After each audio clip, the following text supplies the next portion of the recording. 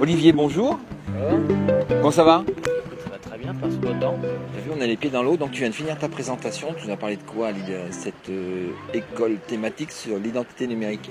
Le but de l'intervention, c'était de parler de la formation à l'attention, c'est-à-dire de voir l'identité numérique d'une manière beaucoup plus large, telle qu'on la voit actuellement, qui est souvent usage de Facebook, bon usage, bonne utilisation plutôt professionnelle. Et moi, j'ai tendance à élargir cette dimension pour aller vers la formation à l'attention de soi, l'écriture de soi, et à l'étude d'autres dispositifs beaucoup plus larges, donc en inscrivant l'identité numérique dans les thématiques de la culture de l'information, culture numérique, ou la notion de translittératie qui rassemble un peu ces différents territoires en essayant d'avoir une construction plus durable, plus ambitieuse et plus précoce, et à la fois sur une durée beaucoup plus longue, de façon à ce que cette construction ne soit pas une construction de l'ego, mais une construction de soi-même en fait. D'accord, donc de sortir de la logique manipulatoire en disant on peut faire ça, on peut mettre des photos comme ça, on peut faire des likes comme ça, pour une logique un peu plus réflexive, voilà, un peu plus réfléchie. Réflexive qui n'empêche pas l'usage, au contraire, mais qui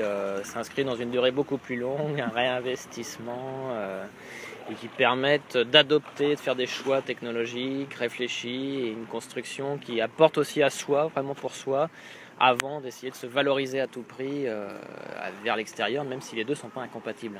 Il y a une notion qui m'a intéressé dans ta présentation, enfin il y en a plein, mais une qui m'a marqué, c'est recapter l'attention des élèves.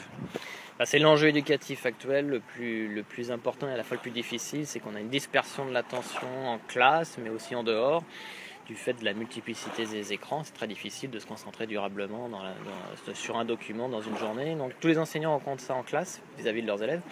Mais même eux-mêmes aussi dans leur pratique, très souvent on a de plus en plus de mal à se concentrer durablement sur un bouquin parce qu'on est interrompu et on glisse sur une tâche plus facile.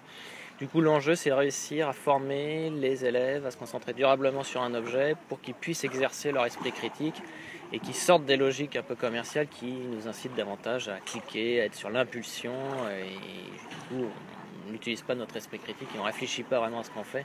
C'est ça l'enjeu clé. D'accord. Et en résumé, même si tu es arrivé un peu en retard, tu penses quoi de cette université thématique? Écoute, je trouve que l'ambiance est plutôt bonne et c'est une excellente idée de nous rassembler dans un décor un peu différent pour pouvoir échanger de manière plus conviviale et sympathique, et à mon sens c'est une réussite de ce point de vue. Et le concept interview pied dans l'eau?